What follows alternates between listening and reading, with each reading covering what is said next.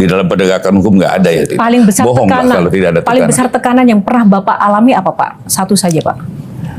Dalam kasus perkara atau apa nih? Dalam sepanjang karir dalam perkara ya, menangani tekanan kasus. kalau itu disuruh hentikan. Itu adalah. Berarti ketika disuruh Tapi menghentikan tidak kasus, pernah saya lakukan. ada ancaman dong Pak. Ancamannya pernah diancam seperti apa Pak? Pernah datang seorang militer ke sini.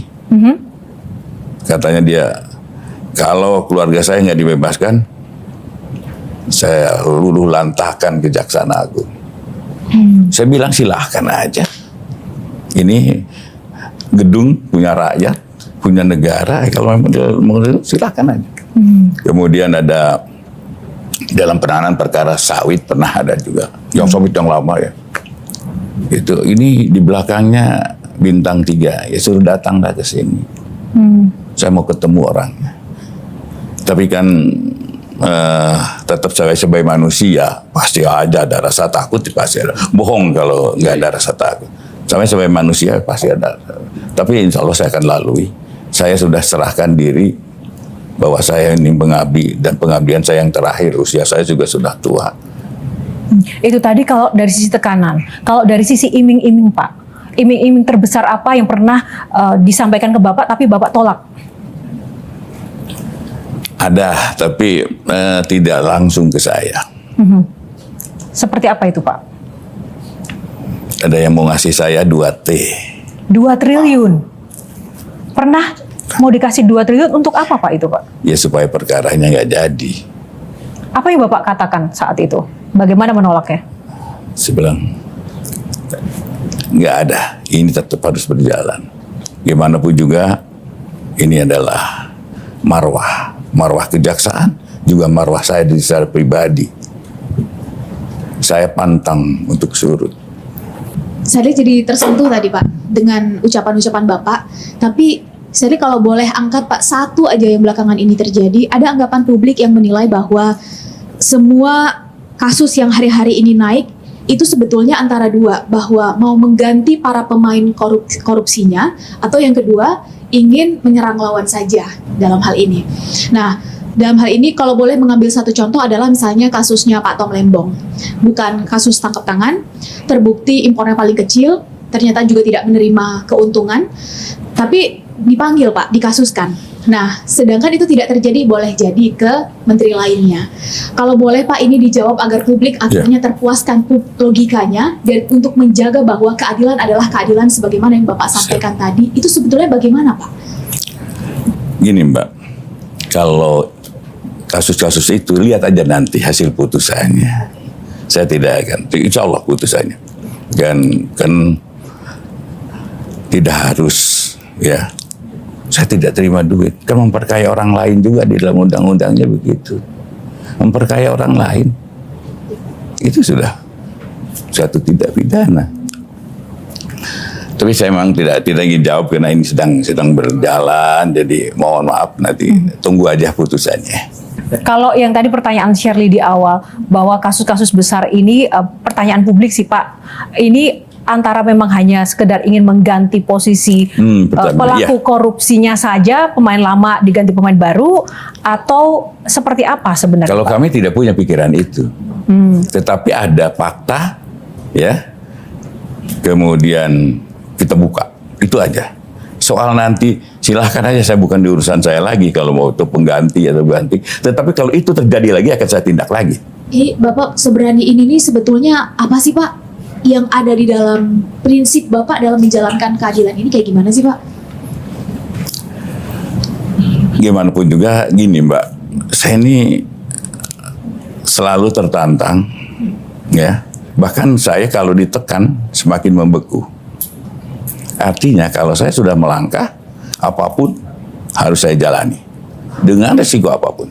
Jadi begini, begitu saya dilantik, saya kumpulkan saudara-saudara, termasuk TB Hasanuddin, saya kumpulkan.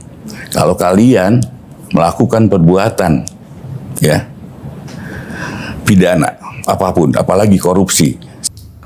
Oke, halo teman-teman, kembali lagi bersama saya di channel ini. Salam NKRI harga mati.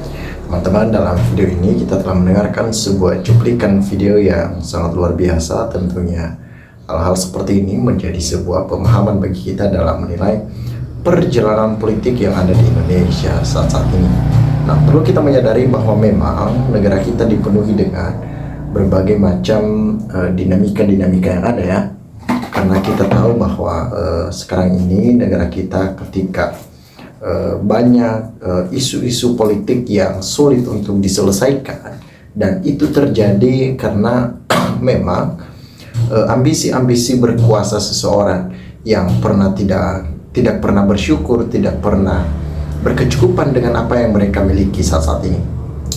Sehingga pada kesempatan kali ini ketika kita melihat banyak orang yang masih aja korupsi ya, dan mereka mengusahakan menyembunyikan hal tersebut. Kenapa? Karena mereka takut ketika mereka terbongkar maka mereka akan dipenjarakan. Nah, ketika banyak yang korupsi, kita ketahui korupsi timah, korupsi APBN ya, korupsi di Pertamina akhir-akhir ini, dan berbagai macam institusi-institusi pemerintahan yang lain. Nah, ketika kita melihat seorang ketua Kejaksaan Agung ya, dia membongkar di acara TV, dia membongkar bahwa dia pernah ditawarin beberapa triliun supaya tidak membongkar dan tutup mulut dengan kasus-kasus yang diungkap. Nah, artinya inilah negara kita yang dipenuhi dengan berbagai macam motif ya, motif yang begitu banyak. Ketika lu punya duit, ketika lu punya segalanya, maka Anda akan berkuasa. Sekalipun ketika Anda salah, maka ketika punya duit, maka Anda dapat bebas di situ. Nah, inilah yang harusnya kita perbaiki dan kita pelajari bersama-sama supaya ini akan terselesaikan. Tidak ada lagi yang namanya merugikan sesama ya, merugikan sesama. Tidak ada lagi yang namanya seperti itu. Nah, sehingga pelan-pelan kita akan menyelesaikan semuanya ini, sehingga satu persatu orang-orang yang tidak lagi menaati prosedural yang ada, maka akan harus ada hukuman di sana. Itu yang paling penting.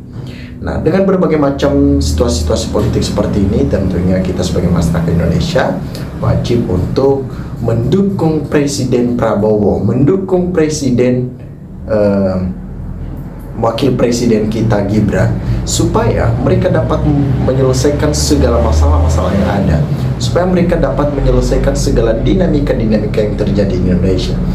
Dengan berbagai macam hal yang terjadi ya, ketika memberikan sebuah konsekuensi ya, konsekuensi yang berat bagi koruptor, maka ini akan selesai, ini akan dapat terselesaikan dengan baik.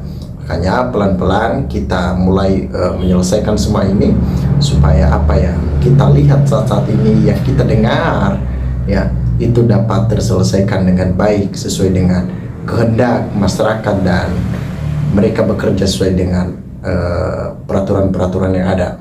Nah, teman-teman, sahabat-sahabat lensa netizen dimanapun Anda berada, silakan berikan tanggapan teman-teman di dalam kolom komentar ini, sehingga kita dapat bertukar pikiran antar satu dengan yang lain lewat kolom komentar ini. Terima kasih teman-teman. NKRI harga mati.